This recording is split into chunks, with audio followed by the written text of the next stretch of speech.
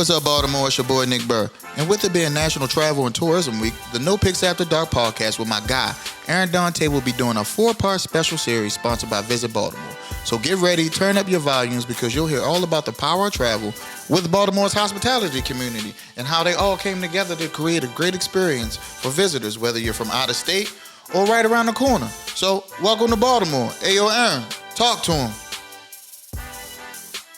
Welcome, folks, to the No Picks After Dark podcast. I'm your host, Aaron Dante. The next guest on the show, she works at one of the coolest places, I think, in the world. The coolest places. And I'm so excited to have her on the show. It's Katherine Manzouris from the Maryland Zoo in Baltimore. How are you doing today? I'm great. Thank you for having me. Oh, so happy to have you on the show. So tell the audience a little bit about you. How did you become involved with the Maryland Zoo? So I am actually originally from North Carolina. I moved up here almost 14 years ago. I have a degree in zoology, and right after college, I was looking for a job in my field. There was an aggregate site where you can search all the zoo's jobs at one time, and the Maryland Zoo popped up, and they needed a reptile and amphibian keeper, and I had experience with that. So I applied, and I had been interviewing at other zoos for months and months, and I wasn't getting anything. But for some reason, this one just felt different. So I applied, and so I moved up here about, like I said, 13, 14 years ago. I was an animal keeper for all that time in the Maryland wilderness, so that's snakes and turtles and otters and bobcats and frogs. And then now I work in the conservation department doing just various tasks and projects for the conservation department and the hospital department. Now, it's funny because I told you this before. I am terrified of snakes. I am terrified of them. It's just something about them. I know they're nice creatures. I know they are. But something about snake and just slithering around. It's all like no arms and legs, but can move better than any of us. Is that part of it? About that. I said I used to live in Texas, and I remember we had the coral snakes, and you learned red on yellow, and in Texas, out. And when I moved out there, my parents were like, "God, know a difference between snakes." I'm like, and I saw a rattlesnake up front, and I'm like, close. I'm like, wow, they're really like scary. Like, just a rattle in the air, you're just like. Yeah. There's something deep inside all of us that is afraid of that sound that probably has helped our ancestors survive. So it's totally understandable. But once you get to know snakes, they're really not that bad. Nice. So, what's the one thing that, when we were talking about this week, the power of travel, okay? We're talking about the power of travel.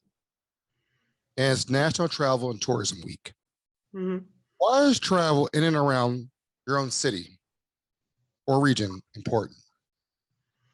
So the reason why I feel like with the pandemic, and I don't know if we were going to bring the pandemic up so early, but one thing about the pandemic that has brought all of us, I think it's demonstrated really well why it's so important to have local treasures to explore, because really it was the only thing during that major shutdown period we all could turn to was local parks and trails and outdoor eateries. And, it was just a time period of going back to local exploration, and it could demonstrate like how fun that can be and to rediscover new areas and to talk to your neighbors and your coworkers about like different places that you've been that you haven't been in either ever or a long time. It was kind of a fun small talk thing we could all participate in.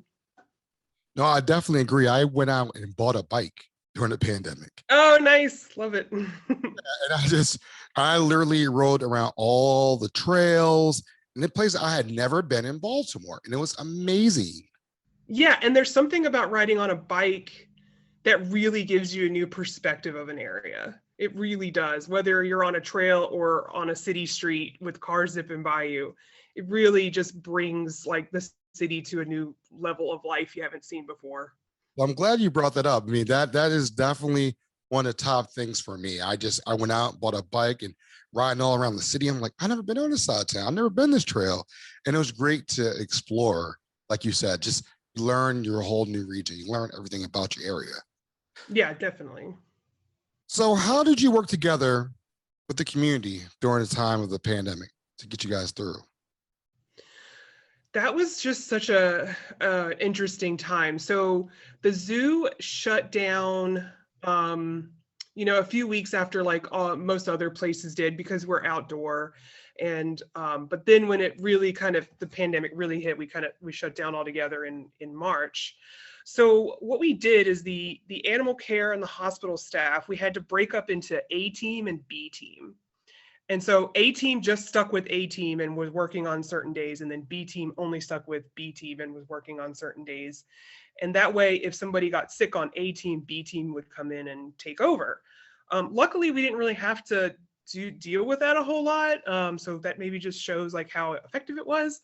So that's kind of how we dealt with, the work part of it. But then our education, marketing, public relations staff, they all came together and they, did a lot of virtual learning and sending our fans updates about the animals, because there was a lot of concern about the animals. I think it was like one of the first things a lot of people thought about was just like, how are the, animals going to get through this and deal with this? And there was a lot of concern. So we were it was very heartwarming to see all the feedback. We got generous donations, and we just kept sending the pictures and the videos just showing how the animals were doing, and they really all were doing very fine during that time period. So that was also helpful too. Well, I mean, since you said that, a real quick question about that. Were the animals like lonely, I guess? I mean, they're used to seeing people come in. Was it like a time where they were just kind of like, could you guys sense that or feel that they were just missing out on people or the interaction with seeing people? Yeah. So my specialty is mostly in like, I guess like the most charismatic animals I work with are the otters and bobcats. And they couldn't care less. I don't think. The chimps, I think, are used to interacting with a lot of guests through the glass. They come up and they like to display and like hit the glass sometimes just to be very showy, which is how chimps are. So I think that they noticed. I'm not really sure how they acted, but I think that the team said that they did notice that there were a lot less people there. A lot of the other animals, they seemed like they were just doing fine and really couldn't care. Okay, wow, yeah, that was it. I never thought of that until you said it. I'm like, all right, yeah, they Yeah. are acting with everybody. All right, so we'll be right back after these messages, folks, and we'll come right back. All right, hold on real tight. Feathered or furry, we care for all. Show your support for wildlife like penguins, elephants, chimpanzees, and more by visiting the Maryland Zoo. Right here in Baltimore's backyard, there's no better place to get beak to cheek with some of your favorite animals. From outdoor events to sunny afternoon strolls, there's so much to zoo this spring. Time tickets are required. Reserve yours online at marylandzoo.org. And we're back with Miss Kat from the Maryland Zoo. We're talking about so many crazy things like the snakes and then the chimpanzees, otters, and makes me want to go to the zoo today. I'm ready to go. I am ready. Yeah. So we left off about the pandemic. And did you think the pandemic would last this long? Did you think, remember when it first came out, everybody be gone for work for 2 weeks? Yeah. Back. Did you think we would be be gone? Did you think you'd be like, all right, were you out of work for a while, or were you still coming in, and how did that all play out? I stayed coming into work. I did a little bit of mixture of animal keeper stuff because they just needed some help, and then like desk work stuff. So I was definitely needed at the zoo, which was great. I'm not a homebody. I like going to work. I like going places. I did not think it was going to last as long as it did. I think it did start to become apparent as time went that it was going to be a little bit longer than just 2 weeks. But one thing I'll tell you about myself that when it comes to the pandemic and why working at a zoo ended up being such a good thing for me to do with my career is I really love science and I really love gathering knowledge about things. And just like with snakes, like I feel like the more I read about the virus, the less I became fearful of it. So I spent that time just reading articles from actual, not just opinion articles. We're talking like, I would try to read like summaries of scientific articles about how it spreads. It's the same thing when I was a kid with animals. Like the more I learned about some dangerous animals, the less fearful I became because you kind of understand it better. So no, I didn't think it would last this long, but what got me through it was just science, just like following the science and staying focused on that. Okay. So, we're going to the new norm now. I mean, how did the Maryland Zoo adjust to the new norm of, having people come into the zoo? How did you guys adjust to this? So there was a really long planning and period, many meetings about how we were going to reopen. We wanted to be ready to hit the ground running right when we got the okay to open back up. So what we did, one of the major things we did is we now have timed tickets to come in, which is something you don't really see with a zoo our size. We never had timed tickets as far as I know being there. That is something that aquariums employ a lot because they're enclosed spaces even before the pandemic. So there's not a bunch of crowding at like the one Shark Tank or whatever. But we started doing that and we're just going to keep that up, and it seems to help with our capacity. We encourage mask wearing and require it now. Social distancing, we have markers. And then we actually made the traffic of the zoo a one-way flow, which actually, I think, to me, it helps because a lot of people would accidentally do only half of the circle to see animals and not realize that there was the rest of it. And now there's like no way to miss anything because you just keep going in the right direction. I love it. I love it. That's interesting. So now so it's one way in, one way out traffic flow going into the Yeah. And what has the response been from like have you heard anything from the customers? It seems like it's really, really good feedback as far as I can tell. I mean, I'm sure there's definitely complaints here and there, but I just think we made things easy to follow and just safe for everyone. So we've gotten great feedback about it. Now that things are opening back up, hopefully they're opening up. How are you getting back? How are you guys getting people back to the zoo? How are you guys saying, "Hey, come on back"? It's a great atmosphere for you. It's safe. It's it's family friendly. You don't have to worry about it. Like, how are you getting people back? Yeah. Well, the good thing about the zoo is it kind of sells itself in the pandemic. It's already outside, so that lowers your risk by a whole lot.